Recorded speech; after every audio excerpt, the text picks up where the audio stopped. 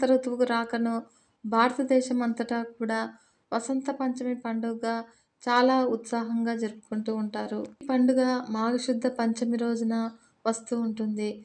తూర్పు భారతదేశంలో దీనినే సరస్వతి పూజగా జరుపుకుంటూ ఉంటారు. జ్ఞానానికి అధిదేవత సరస్వతీదేవి. ఆమె జ్ఞానస్వరూపిణి.